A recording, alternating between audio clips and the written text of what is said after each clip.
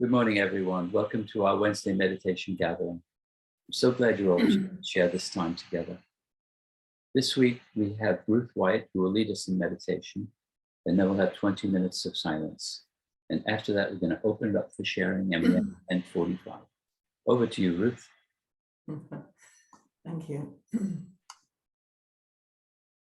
It's wonderful to come into your presence here and now. And it's the only place to be. How much of our time do we spend fighting with the past? What a waste of energy.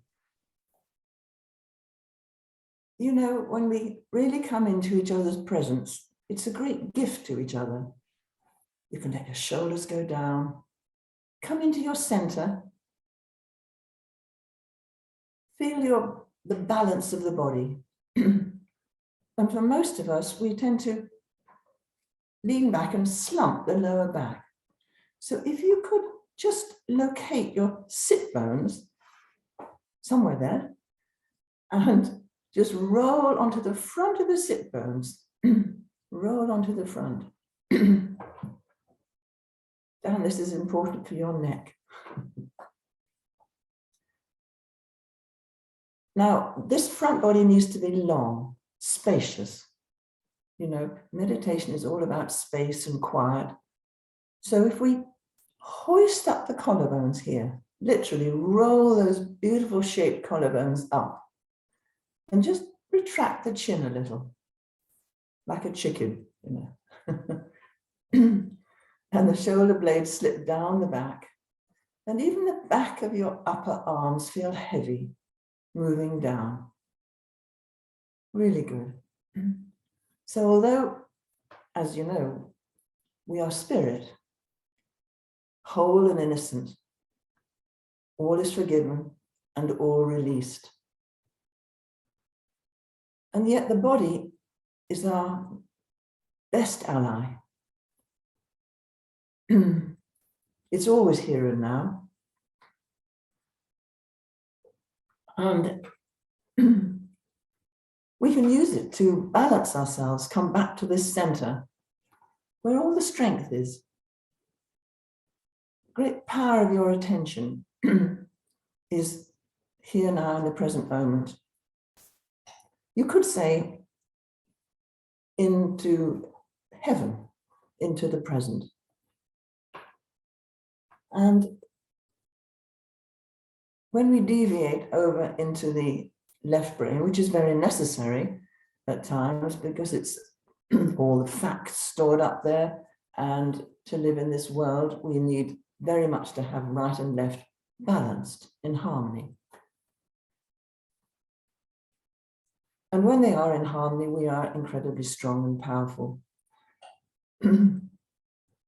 So we can use our body, first and foremost, to be balanced and centered. So why do we enjoy these gatherings so much? Because we are in the present, in heaven, run on love. And all that comes from the left brain, past and future, it is necessary, but that actually runs on fear. That if this happens, or I shouldn't have done that, all that stuff, it's really, well, I could say a waste of energy. So use the body, release any unnecessary tension of past, usually last actions you hold on to, and take us out of feeling here and now.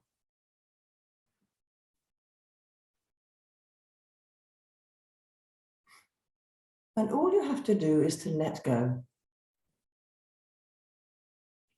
So we can all do that in the body, can't we? Just releasing, releasing. And when we're really still in body, even the eyes quieten down, stop moving, then the mind will fall quiet and we come back home to heaven.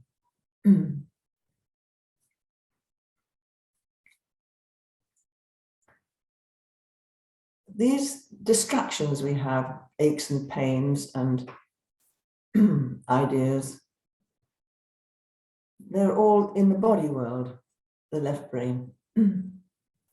And we can release, we can. But we need to be very brave and actually look into these so-called problems, which turn out not to be problems at all, but to be a great asset to us. They can be. As Shakespeare put it, the sweet use of adversity. Not that we want to change them and get rid of them, but that we want to just put them in place, if you like.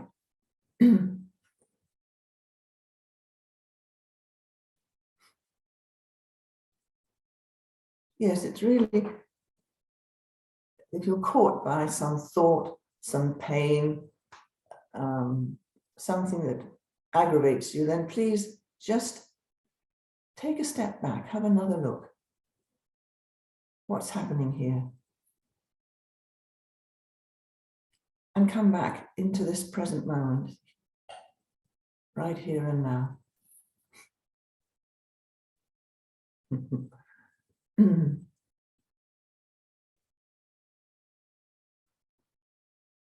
For instance, we had a lovely storm yesterday. I'm sorry you didn't all have it, but it was so refreshing to actually feel the rain. So you could just get wet, or you could feel the rain. The smell of it, the warmth of it. So it's a precious gift when you can release any tension in the body, bring the body back into this present moment, and then allow the mind to synchronize with the body and be right here and now. So I think it is time to go into a meditation now.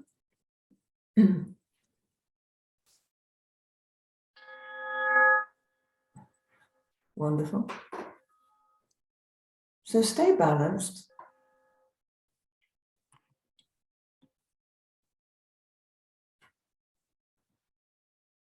Quiet. Supported by that eternal, never-ending peace.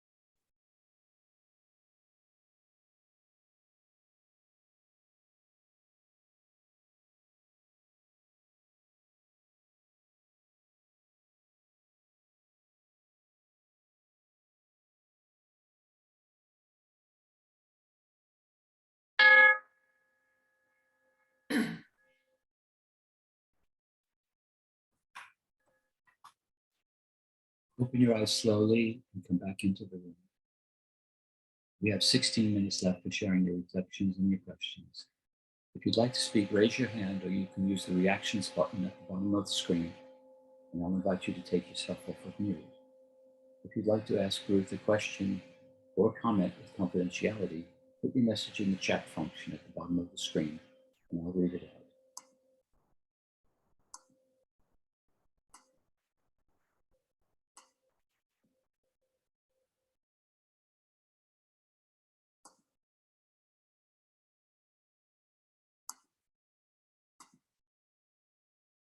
Teresa.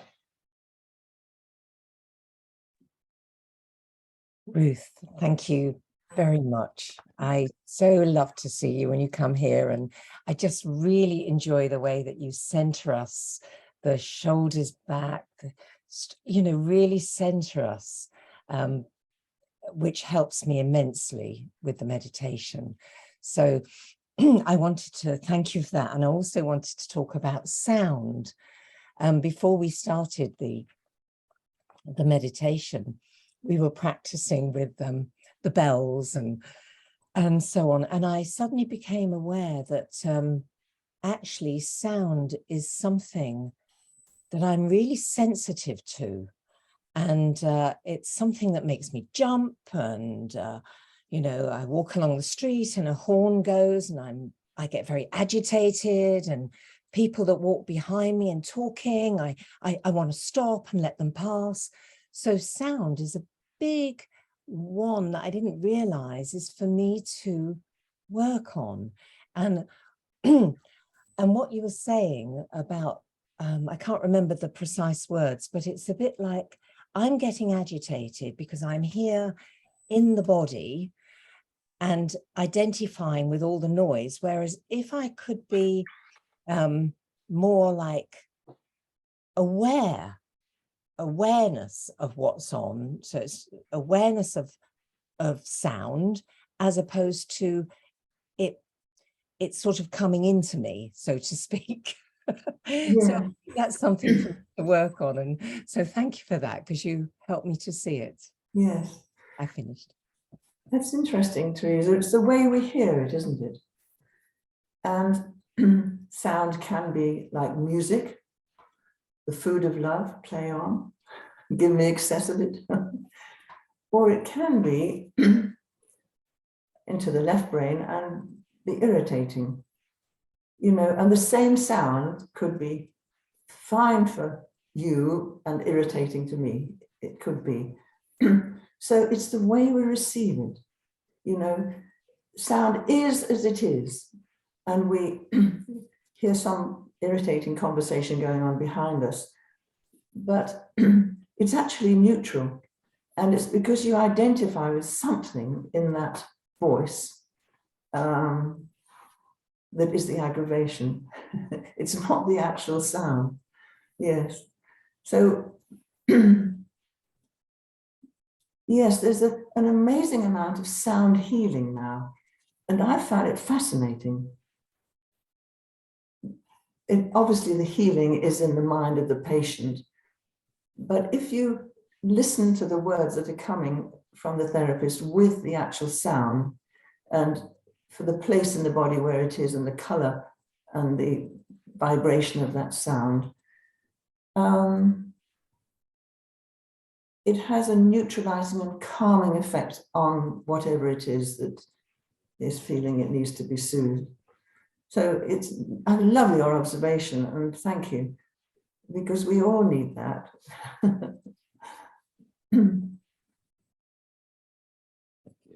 We'd like to share.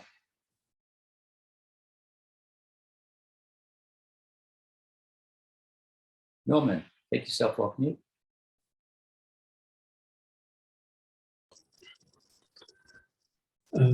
Yes, you mentioned sound. When the program, when the meditation started, I was still listening to your voice. I had started it while you were still talking, and I was becoming hurt. I thought, why is that? Why did she not just let us get into this meditation?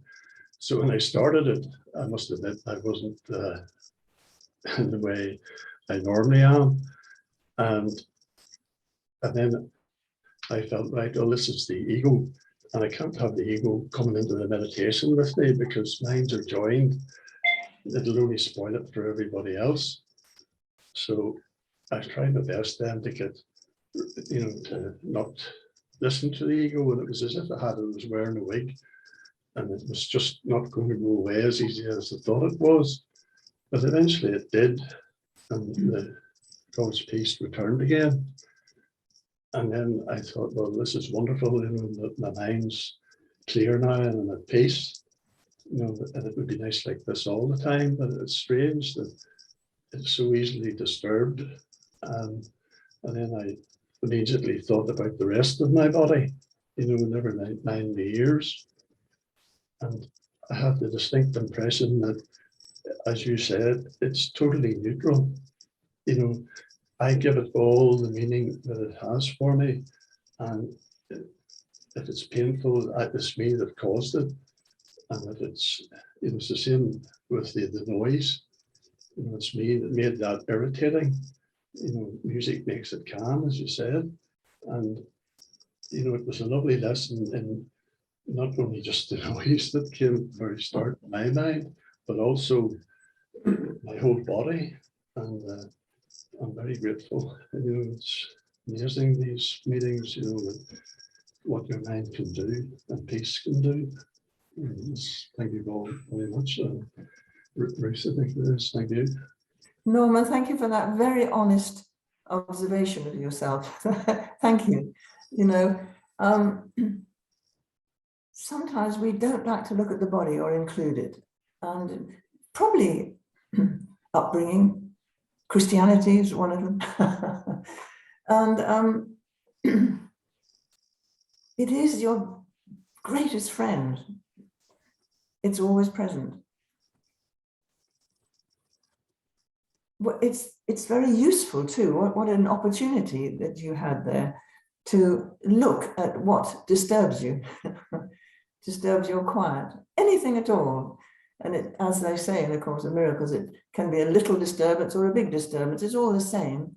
And when you come back to the peace and quiet, it is as it is, then it's a miracle. So I loved your observation.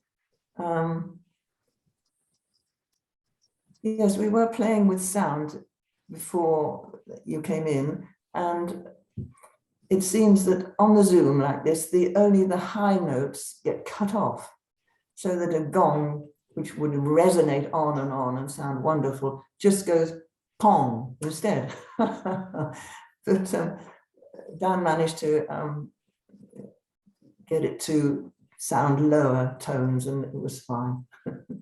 Yes. Do you find music quite soothing for you? Oh, absolutely, yes. Yeah. Even the Beatles. I never used to like the Beatles, but I think they're brilliant. They've got some good lyrics, haven't they? Yeah, and the lyrics are super. Yes, All you they need is are. love. It meant nothing at the time, but it means everything now. Yes. Who'd like to share? Vivian, take yourself off mute. Well, this is really just a lovely story about noise. It's true. It was when I was living in the Far East and with another family, we were visiting some gardens. We had young children from about 2 to 5, and they were in these gardens and shrieking and laughing and making a noise. And coming towards us was a Buddhist monk. And so I said to the children, shh, don't make so much noise. And so he said, no, don't chide the children, he said. The birds that sing, they also make a noise. The world is full of noise. He had reached a place within himself where noise wasn't bothering him at all. And I've just always remembered that and just thought, gosh, that, it was just lovely the way he was so gracious and charming about that. Thank you. That's absolutely charming. Yes. I remember when I was lying in bed one morning, this is similar to your story. I could hear the swish of the trees, and it was so beautiful. Swish, swish, swish. And then I listened again, and it was actually cars on the motorway passing by. Swish, swish. And my whole attitude changed. Same noise, my attitude. Who'd like to share? Linda, take yourself off mute. Thank you, everyone. As we're talking about, excuse me, sound, as I said earlier, yesterday my bathroom window broke. So it was as pushed as far back as it could.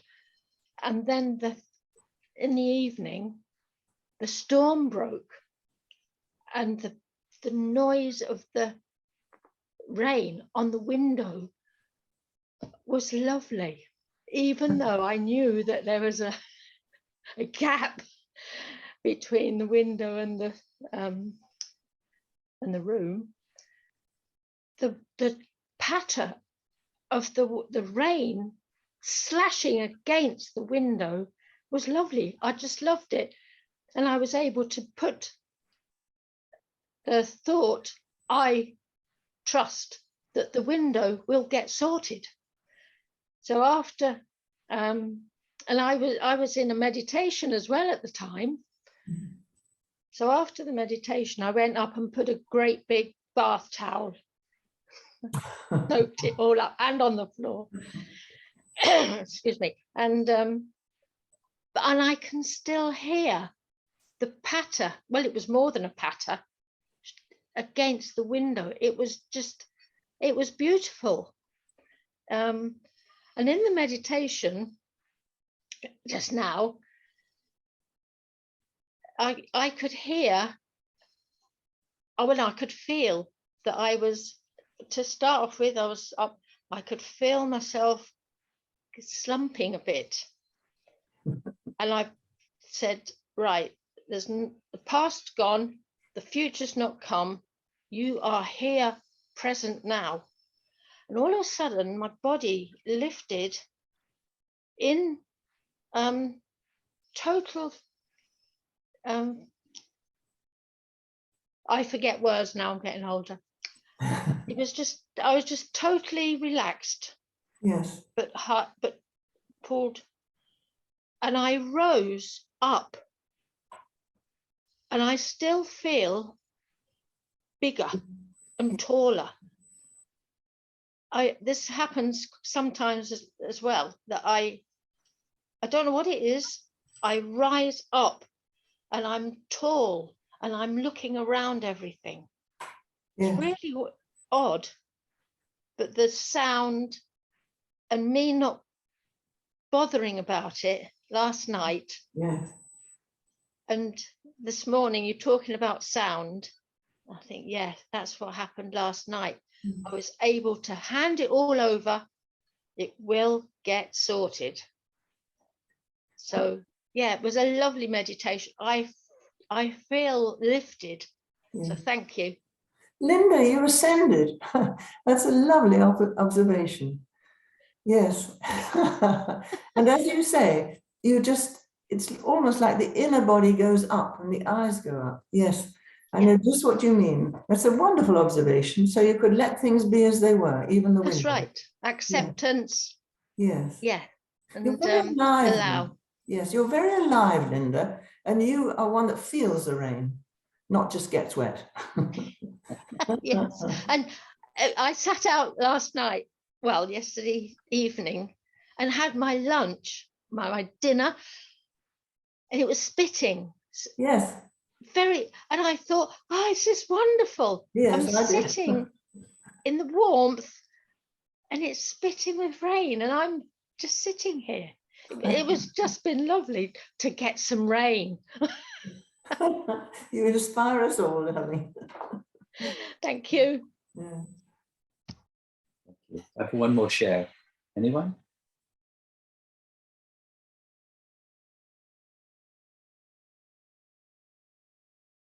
I just want to say thank you, Ruth. That was wonderful.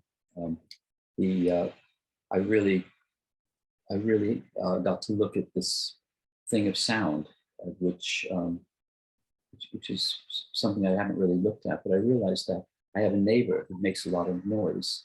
She plays her music loud and she sings along with it. And her voice leaves a lot to be desired. But so I just get judgments coming up. But then I just stepped back and quieted my mind and said, how would you have me see this? And what came to me was, she's happy. Just let her be. She's happy. That's all. And the music changed, and I felt her joy. And I just closed the window, and there was no problem.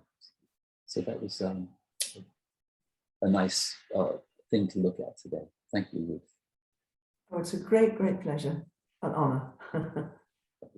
And we've come to the end of our meditation. So take yourself off mute and show your appreciation to Ruth for guiding us today. Thank you. Thank you, Ruth. Thank It's you. really lovely. Everyone. Thank you, everyone. I'm Thank very you. Thank you. Thank you. Bye. Bye. Sharon, Bye, everyone. Thank you.